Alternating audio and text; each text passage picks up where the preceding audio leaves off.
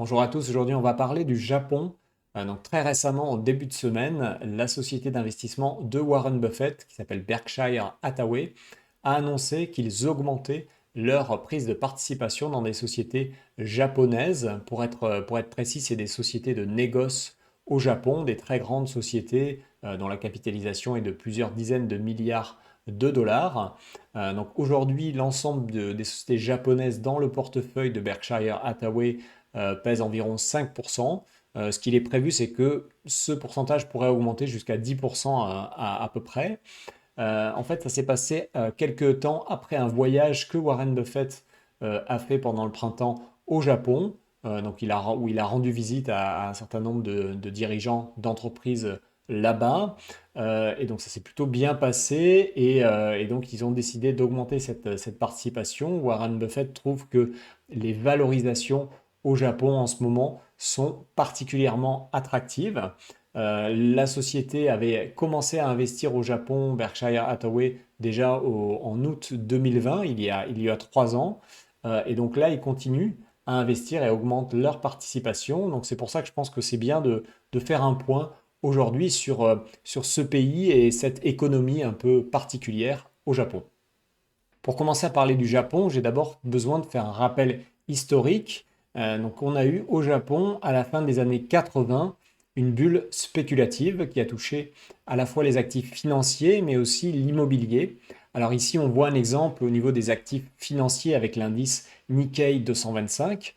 Donc c'est un des principaux indices japonais, des valeurs japonaises. Et vous voyez effectivement ici, à la fin des années 80, on a une bulle spéculative qui se constitue et qui va exploser à la fin de l'année 89 ici. Et ensuite, eh bien, la baisse du marché va durer pendant plusieurs dizaines d'années. C'est seulement à peu près à partir de 2012 que le marché repart doucement à la hausse.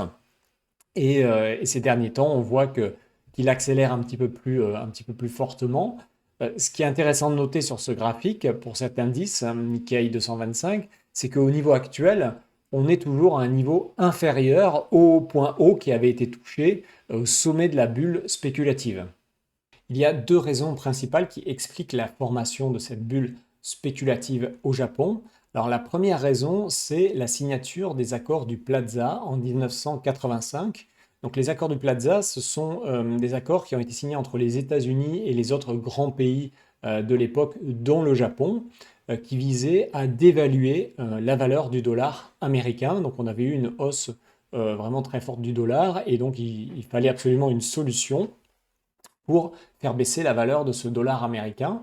Et vous voyez que donc effectivement, ici sur ce graphique, vous avez l'évolution du dollar américain contre le yen, et donc il y a une baisse très forte du dollar américain suite à la signature des accords du Plaza.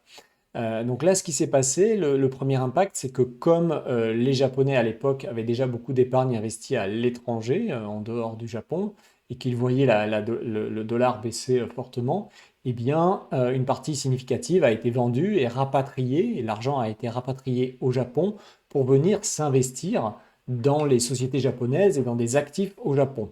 Donc ça a commencé à eh bien, alimenter cette bulle sur l'immobilier et les actifs japonais de l'époque. Et ensuite, il y a eu un deuxième effet, c'est que comme eh bien, la devise japonaise était en train de s'apprécier très fortement, bah, ça créait des problèmes pour l'économie qui était fortement exportatrice. Et donc la Banque centrale a décidé de bah, essayer de stimuler l'économie, d'être plus accommodante. Et donc le problème, c'est que ce genre de politique a toujours comme impact une augmentation de la masse monétaire. Et in fine, comme vous savez sûrement, eh bien, cette masse monétaire, elle vient s'investir également peu à peu dans les actifs qui sont disponibles, dont l'immobilier et les actions et tous les actifs financiers. Et donc ça a été le deuxième effet eh bien, qui est venu alimenter cette bulle qu'on a observée à la fin des années 1980. Regardons l'impact de l'explosion de cette bulle spéculative sur deux indicateurs économiques.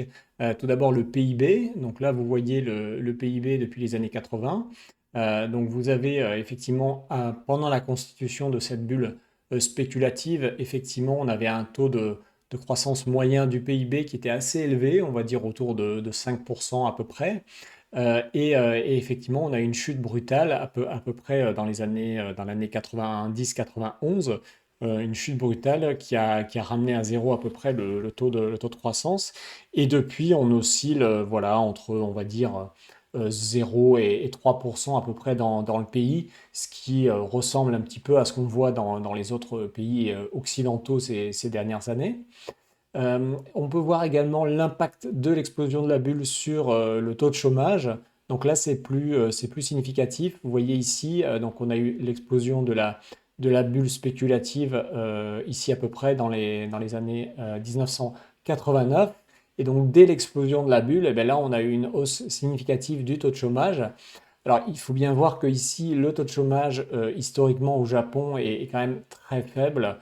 En moyenne, avant la bulle spéculative, l'explosion de la bulle, on était autour de 2% seulement de taux de chômage, et donc c'est monté jusqu'à 5%, ce qui pour le Japon est en fait assez élevé. C'est pas très élevé pour, par exemple, pour un pays comme la France, mais au Japon, c'est assez élevé. Et là, depuis à peu près eh bien, les années 2010, on a eu une baisse de ce taux de chômage. Et là, on est revenu à peu près, on est entre 2 et 3%, on va dire à peu près au niveau historique qu'on avait eu avant l'explosion de la bulle spéculative. Si on regarde maintenant la situation économique du Japon aujourd'hui, donc c'est toujours un pays qui exporte beaucoup, notamment grâce à son industrie. En revanche, si on regarde la balance commerciale du pays, on se rend compte qu'ils sont déficitaires. Vous pouvez le voir ici. Ça s'explique principalement par le prix de l'énergie. Le Japon a très peu d'énergie, très peu d'énergie lui-même. Il doit en importer beaucoup, notamment des énergies fossiles, et c'est ça qui explique ce déficit. Si on regarde maintenant le poids de l'État dans l'économie, eh bien, au Japon, on est à un niveau de 45% à peu près, donc les dépenses gouvernementales par rapport au PIB. C'est quand même, si on compare par exemple à la France, où on est à 58%, on est à un niveau plus raisonnable, notamment compte tenu du fait qu'on voit que les années précédant le Covid, on oscillait plutôt autour de 40%. La particularité du Japon, c'est quand même la politique monétaire. Donc là, vous avez ici sur ce graphique l'évolution des taux directeurs de la Banque centrale japonaise. Et vous voyez qu'en fait, depuis les années 2000, on est à zéro. Donc on est même aujourd'hui à un taux qui est légèrement négatif, à moins 0,1%. Donc ça, c'est quand même une politique un peu surprenante. Je vous montre, on peut comparer par exemple avec l'évolution de l'inflation sur une longue durée. Au Japon, alors je vais mettre un petit peu moins, 25 ans. Donc là, en ce moment, on a quand même une hausse, comme dans beaucoup de pays occidentaux, de l'inflation au Japon, mais c'est pas très élevé, on est autour de 3,5%. Et malgré ça, hein, ils n'ont pas du tout bougé leur taux d'intérêt. Alors ça peut expliquer hein, on va dire ce phénomène, cette différence entre les taux directeurs et le taux d'inflation. Bah, le fait que la monnaie japonaise, le yen, est assez dépréciée en ce moment. Alors l'autre caractéristique de l'économie japonaise, c'est que ils ont une dette gouvernementale par rapport au PIB qui est absolument énorme. Si on regarde le chiffre global, on est à plus de 260% du PIB, donc c'est vraiment gigantesque. Mais, et la chose qu'on ne dit pas souvent, c'est que en fait, 90% de cette dette est détenue par des Japonais, donc que ce soit des entreprises, des personnes physiques ou la banque centrale japonaise, et c'est seulement 10% qui étaient détenus par des entités étrangères. Et en fait, quand vous analysez eh bien, la dette gouvernementale, c'est vraiment ça le point important. C'est quand vous devez de l'argent à l'étranger, c'est-à-dire que quand vous avez un besoin dans le futur, eh bien, de faire un remboursement à des entités étrangères. Donc si vous comparez par exemple ce chiffre-là par rapport au chiffre de la France, eh bien, pour le Japon, on va être seulement à 25% du PIB qui est dû à des entités étrangères, alors que pour la France, qui est autour de 115-120% du PIB en termes de dette de façon globale, mais qui a que 50%, enfin 50% de sa dette qui est détenue par des étrangers, eh bien, on a un ratio de 55% à peu près. donc 25% au Japon contre 55% en France. Donc la France est beaucoup plus exposée à une dette qu'elle doit rembourser dans le futur à des entités étrangères. Et c'est ça vraiment la problématique hein, de la dette gouvernementale. Quand vous avez une dette qui est au sein du pays, c'est comme si vous avez une dette au sein d'une famille. Eh bien ça peut se régler, ça ne pose pas vraiment de problème pour le futur. C'est quelque part le coût de cette dette quand elle a été souscrite par des Japonais. Et eh bien, le coût est supporté au moment de l'émission. Alors que par contre, quand vous avez une dette vis-à-vis de l'étranger, eh bien là, le coût va être supporté au moment du remboursement, à la fin. Et c'est ça vraiment la différence et la particularité de la dette qu'on a au Japon. Une deuxième remarque sur la politique monétaire de la Banque centrale japonaise. Je voulais vous montrer l'évolution de la taille du bilan de la Banque centrale. Donc vous voyez ici, on est en yens, en devise yen ici sur ce graphique. Donc ce qu'on voit, c'est qu'au cours des dernières années, alors vraiment les toutes dernières années, hein, c'est à partir de 2021, on a l'impression que quand même la hausse, donc c'est le montant total, c'est la courbe bleue, la hausse est en train de se réduire, enfin on est sur un espèce de plateau, on a l'impression. Alors que vous pouvez voir, j'ai les mêmes chiffres mais en dollars américains pour la Banque du Japon. Voilà, on est en vert ici pour la banque japonaise. Et en dollars américains, en devise dollars américains, là en fait depuis à peu près 2020, eh bien on est en baisse. Donc voilà. Ce que je peux dire également, c'est que néanmoins, alors je reviens sur le graphique en yens. Ce qu'il faut savoir, c'est que la Banque centrale japonaise donc, intervient beaucoup hein, pour acheter des obligations gouvernementales. Vous les avez ici en vert, hein, c'est la courbe verte. Donc elle en achète vraiment énormément. Mais elle achète aussi d'autres titres, hein, par exemple même des actions hein, cotées sur le marché japonais. Et c'est vrai que son action, notamment à partir de donc pendant la crise du Covid ici en 2020, et sans doute aussi au cours des 6 derniers mois, là, c'est le dernier petit mouvement qu'on a là, eh bien, sans doute, ces actions-là ont contribué au moins en partie à la hausse qu'on a pu voir ici, hein. Donc là, je reviens sur l'indice Nikkei 225. Cette intervention de la banque centrale japonaise a eu un impact hein, sans doute significatif sur l'augmentation des indices depuis l'année 2020. Une des façons de savoir si un pays arrive à accumuler des richesses qui ensuite lui permettent d'acheter des actifs à l'étranger, en dehors de son pays, eh bien, c'est de regarder une statistique qui s'appelle la position extérieure nette. Donc, c'est une donnée qui est fournie ici sur le site de l'OCDE. En anglais, c'est International Investment Position. Donc, vous pouvez le voir ici. Alors, c'est un peu petit, mais je vais vous expliquer. Donc, on va regarder cette colonne ici, qui est la colonne qui correspond à la fin, au chiffre à la fin de l'année 2022. Et donc, on a un chiffre par pays. Et ce qu'on voit, c'est qu'il y a 3 pays qui ressortent vraiment très fortement. Donc, le premier, c'est l'Allemagne, donc ici, qui est à donc 2800 milliards de dollars à peu près de position extérieure nette. Ensuite, le deuxième pays qui ressort toujours en positif, c'est le Japon, qui est à 2960 milliards de dollars. Et enfin, le troisième pays, qui lui est en négatif, eh bien, c'est les États-Unis, donc ils sont à moins 16 000 milliards de dollars. Donc concrètement, qu'est-ce que ça veut dire? Eh bien, ça veut dire alors pour les États-Unis, eh bien qu'ils sont endettés vis-à-vis de l'extérieur. Donc ça, très clairement, hein, c'est un marqueur qui montre que c'est un pays qui vit au-dessus de ses moyens, tout simplement parce qu'il a la monnaie mondiale de référence. Il émet de la dette qui est achetée par le monde entier parce que le monde entier a besoin d'utiliser des dollars. Et donc, il a la possibilité de s'endetter un peu à l'infini pour l'instant, tant que c'est la monnaie de référence mondiale. Donc, il a une position extrêmement négative. Alors que d'un autre côté, un pays comme le Japon, mais aussi l'Allemagne, qui a des caractéristiques proches du Japon, c'est-à-dire que c'est un pays, et l'Allemagne aussi, qui qui est encore très industriel, qui fait beaucoup d'exportations, comme le Japon, eh bien le Japon, lui, est parvenu à accumuler des richesses et avec ces richesses, eh bien, il a acheté des actifs à l'étranger.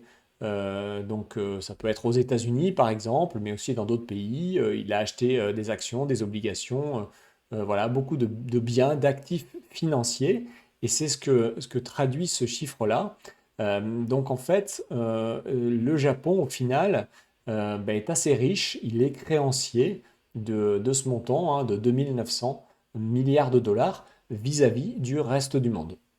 Ensuite, ce qui m'intéresse moi personnellement, c'est quelle est la santé financière des sociétés japonaises, parce que j'investis dans des actions, hein, c'est ce que je fais, et donc c'est ça qui m'intéresse. Donc là-dessus, j'avais déjà certains indices, hein, j'avais vu des articles comme ici où on expliquait qu'effectivement, eh bien, il y avait énormément de cash disponible, donc de trésorerie disponible eh bien, dans le bilan des sociétés japonaises. Je l'avais vu ici sur un article sur Bloomberg. Là, je vous donne un autre exemple sur le Financial Times, où il parlait eh bien, des quantités de trésorerie disponibles dans les sociétés japonaises. Donc, globalement, ce que j'ai fait, c'est que j'ai commencé à faire des recherches sur ma base de données, effectivement, de ma base de données de société. Et effectivement, je me suis rendu compte, j'ai pu confirmer qu'effectivement, beaucoup de sociétés ont énormément de cash, donc ne sont pas endettées, ont une trésorerie nette positive. Et parfois, cette trésorerie nette couvre en fait une bonne partie de la capitalisation boursière de la société. Globalement, la première conclusion que j'ai tirée de tous ces éléments, c'est que malgré effectivement la grande crise financière qu'ils ont eue à la fin des années 80, eh bien le tissu économique japonais est resté et ne s'est pas trop dégradé. Ils ont peu à peu accumulé du cash grâce à beaucoup d'exportations. Et donc c'est ce qu'on voit aujourd'hui dans le bilan de ces sociétés japonaises. Peut-être une explication à ce niveau de trésorerie très élevé vient du fait que culturellement, ils sont moins habitués au Japon à verser des dividendes élevés. J'ai vu qu'en moyenne, là par exemple dans cet article, ils expliquaient que par rapport à des sociétés européennes ou américaines, on avait plutôt des taux de distribution des résultats qui étaient plus faibles en termes de dividendes. Donc c'est peut-être une explication. Néanmoins, force est de constater que on se retrouve avec un pays dans lequel il y a beaucoup eh bien, de sociétés qui sont en bonne santé et qui surtout, avec ces niveaux de cash, donnent souvent une bonne marge de sécurité en termes d'investissement.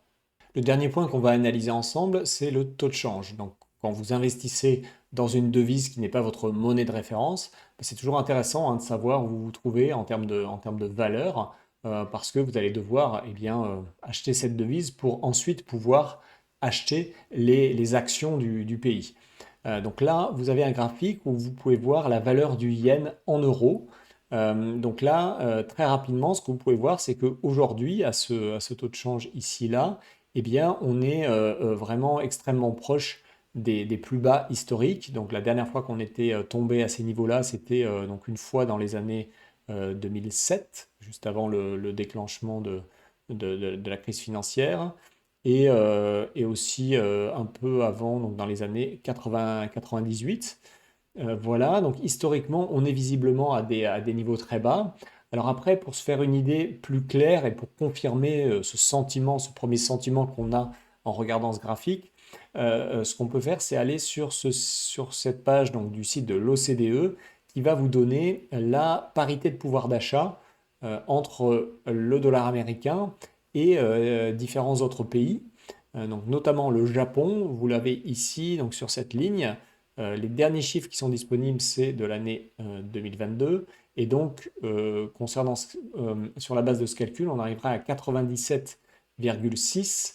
Donc là, le principe, c'est que ce qui est fait dans cette étude, c'est qu'ils calculent le prix d'un panier de biens aux États-Unis. Ils font la même chose pour le même panier au Japon, en l'occurrence. Ensuite, ils font le ratio entre les deux et ça lui donne eh bien, ce qui devrait être théoriquement le taux de change si on avait une parité de pouvoir d'achat. Et donc dans ce cas-là, on serait à 97,6, alors qu'aujourd'hui, au niveau du taux de change entre l'USD et le yen, eh bien, on est à 143. Donc bah, il y a quand même une différence énorme, hein. Il y a une dépréciation du yen par rapport à sa parité de pouvoir d'achat qui est d'environ 33%. Donc, ce que ça veut dire, c'est que au final, il semble que eh bien, le moment est plutôt assez bon aujourd'hui pour acheter des yens. Une autre remarque par rapport à ce taux de change.